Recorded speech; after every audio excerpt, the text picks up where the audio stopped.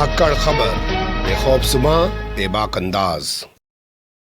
धाकड़ खबर के न्यूज़ से मैं आपके साथ हूं अकरम रईस खान। उत्तर प्रदेश के कानपुर शहर में सैकड़ों पुलिस वालों पर, जी हां सैकड़ों पुलिस वालों पर करीब 3 घंटे तक अंधाधुंध 40 राउंड गोलियां दागने वाले राजकुमार दुबे को उसकी पत्नी के साथ जेल भेज दिया गया है। लेकिन जिस तरीके का निकम्मा नाकारापन पुलिस का घटना स्थल पर नजर आया था, मौके पर नजर आया था, वैसा ही निकम्मा नाकारापन पुलिस का राजकुमार दुबे और उसकी पत्नी को जेल भेजने के दौरान दिखाई दिया है। सवाल पैदा होता है कि आखिर पुलिस राजकुमार दुबे के सामने इतनी निकम्मी नाकारा क्यों बनी हुई है और इस निकम्मे नाकारापन की असल वजह है क्या, और क्या पुलिस इस मामले को दबाने की कोशिश कर रही है, क्योंकि जो सवाल है उनका जवाब पुलिस के जरिए नहीं दिया जा रहा है।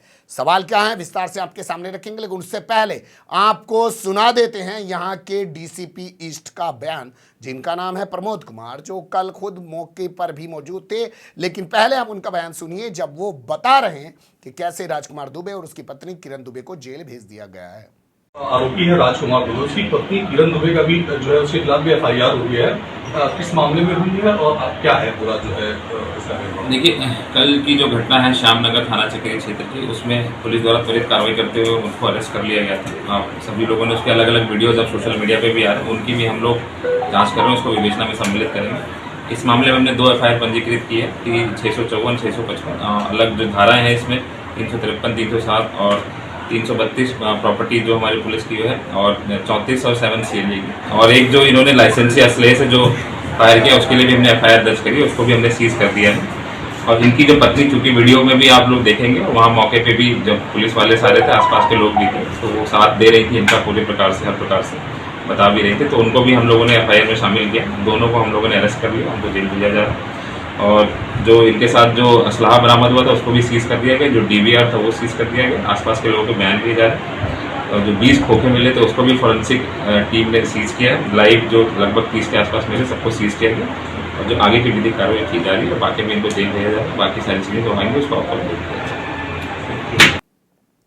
सुन लिया आपने, क्या बड़े प्यार से बता रहे हैं, बिल्कुल ऐसे बता रहे हैं कोई मामूली सा अपराधी है, पकड़ लिया है उसको, 353 लगा दी है, 307 लगा दी है, उसके असलहे को सीज कर दिया है, उसके पास से जो गोलियां बरामद हुई हैं उनको जब्त कर लिया है और उनको जेल भेज दिया गया। मान लो मामला खत्म हो गया, इससे ज़्यादा जांच भी नहीं करना चाहते। अगर आपने इनके वीडियो को ध्यान से सुना होगा तो कह रहे हैं कि सोशल मीडिया के जरिए कुछ वीडियो हमारे संज्ञान में आ रहे हैं, अरे ये पुलिस ऑफिसर 3 घंटे तक उसके पैर पकड़ रहा था, कह रहा था मान जाओ महाराज दुबे जी, आप तो दुबे जी हो, ऐसा मत करो, चौकी इंचार्ज को सस्पेंड करने की बात कर रहे हो, आपको एक फर्जी सस्पेंशन लेटर बना के भेज रहा हूं, उसको एक्सेप्ट कर लो, स्वीकार कर लो, यकीन कर लो कि हमने चौकी इंचार्ज को सस्पेंड कर दिया, तब जाकर ये इस राजकुमार दुबे को सरेंडर करवा पाया था, गिरफ्तार कर पाया था। लेकिन अब बातें कर रहा है कि सोशल मीडिया पर वीडियो वायरल हो रहे हैं, उनका संज्ञान लिया जाएगा। इससे समझा जा सकता है कि पुलिस का निकम्मा नाकारापन जो घटनास्थल पर दिखाई दे रहा था वो अब भी दिखाई दे रहा है।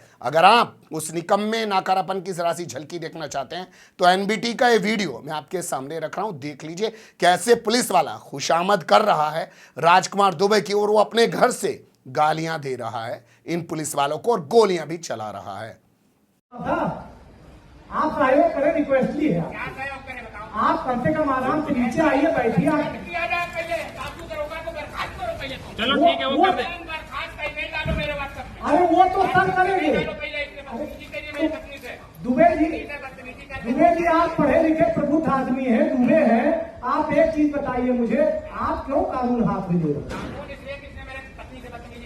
तो उनके खिलाफ कार्रवाई हो, उनके खिलाफ कार्रवाई डीसीपी सर मौजूद है, वो खुद कार्रवाई अभी कर रहे हैं। लेकिन आप तो इतना सहयोग कीजिए, आप प्रबुद्ध व्यक्ति हैं, आप कम से कम इतना तो सहयोग कीजिए। पत्नी आपके साथ, आप नीचे आइए, अपनी पत्नी के साथ आइए, कोई आदमी नहीं आप कुछ कर नहीं। दुबे जी सुनिए, दुबे जी यही बात हुई, दुबे जी मौत और ये सब ईश्वर के हाथ में है, लेकिन आप हमसे बहुत बड़े हैं। मेरा नहीं, आप हमारे बीच के, देखो कोई पुलिस वाला भाई जो आगे पीछे सब लोग हट जाओ, कोई आएगा नहीं, हट जाओ सब लोग, कोई अगर दिख रहा है कहीं पे भी तो आप हमारे बीच के हैं, ठीक है, आप हमारे बीच के हो, और बिल्कुल आपकी जो मदद की बोलेंगे, मैं आ जाऊंगा, बोलो आपके पास।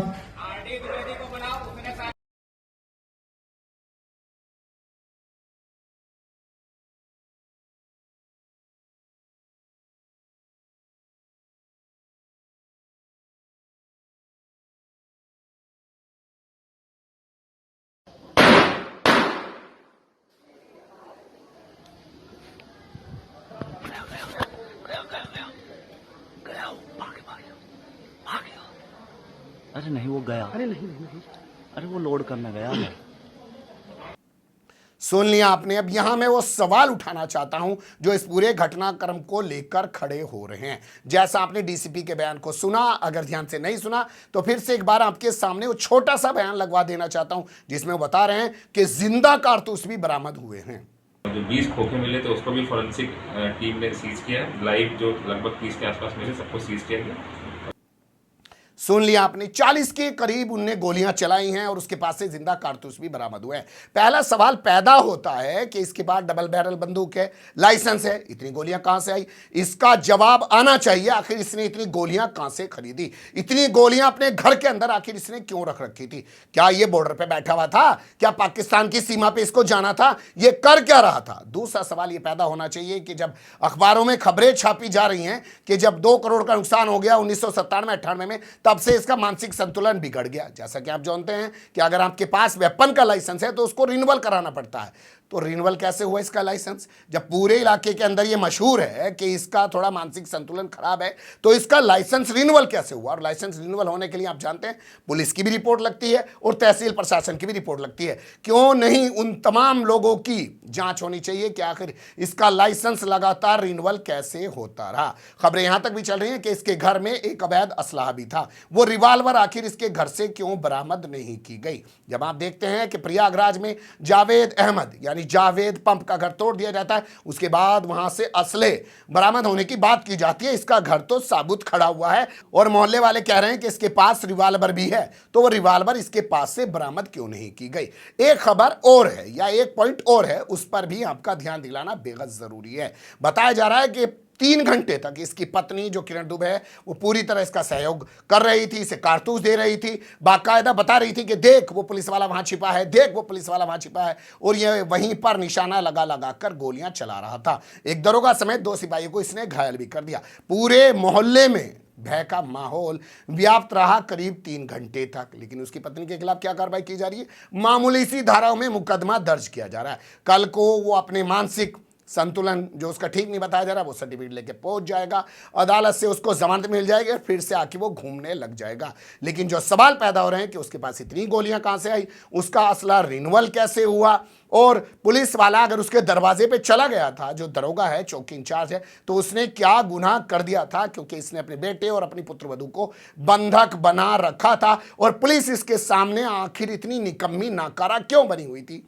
क्या इन सवालों के जवाब नहीं आने चाहिए? इस पूरे मामले को लेकर मीडिया का भी खून नहीं खोल रहा है, क्योंकि आप जानते हैं कि इसका नाम राजकुमार दुबे है। काश इसका नाम जफर हयात हाशमी होता, काश इसका नाम जावेद अहमद पंप होता, या इसका नाम कुछ और होता, जैसे मुर्तजा अब्बास का नाम आया था गोरखपुर वाले मठ पर हुए हमले के मामले में। उसके परिवार के लोग तो सर्टिफिकेट भी दिखा रहे थे। इसके परिवार के लोगों ने अभी तक कोई सर्टिफिकेट मीडिया के सामने, पुलिस के सामने नहीं रखा है, और ना ही पुलिस ने कोई ऐसा सर्टिफिकेट सामने रखा है कि इसका मानसिक संतुलन खराब है। अगर ऐसे मानसिक संतुलन वाले और भी लोग हथियार लिए बैठे हैं और उनके हथियारों को रिन्यूअल किया जा रहा है और उनके पास इतनी गोलियां हैं, तो कल्पना करिए कि उत्तर प्रदेश में किस तरीके के हालात ये मानसिक संतुलन वाले पैदा कर सकते हैं। इसके बाद क्या पुलिस को तमाम वेपनधारियों का, जिनके पास लाइसेंस है, उनका वेरिफिकेशन नहीं करवाना चाहिए? उनका दिमागी तवाजुन ठीक है या नहीं है, इसकी जांच डॉक्टर से नहीं करानी चाहिए? और मीडिया को क्या इस खबर का पीछा नहीं करना चाहिए, जैसा वो हर मामले में करता है? तमाम सवाल हैं। इसके अलावा और भी बहुत सारे सवाल हैं। हम लोग इस खबर का पीछा करने की कोशिश करते रहेंगे, क्योंकि यहां पुलिस निकम्मी नाकारा साबित हो गई है। और वो पुलिस निकम्मी नाकारा साबित हो गई है जो घर में घुस के मारती है, बुलडोजर चला देती है, NSA लगा देती है, UAPA लगा देती है। लेकिन लगता है पुलिस का वो दम सिर्फ एक मुस्लिम समाज के सामने ही दिखता है, धर्म विशेष के लोगों के सामने ही दिखता है, वरना उसे अपनी औकात पता चल जाती है कि किसके सामने कितना बोलना है या करना है। अब बने रहिएगा धाकड़ खबर के साथ। कमेंट्स के रूप में आप लोग अपनी राय दे सकते हैं, खबर को लाइक कर सकते हैं, चैनल को सब्सक्राइब कर सकते हैं और ज़्यादा से ज़्यादा हमारी खबरों को शेयर कर सकते हैं। फिर ऐसे ही किसी सुलगते हुए या उलझते मुद्दे लेकर मैं आपके सामने हूँगा हाजिर। फिलहाल अभी मुझे दें इजाज़त।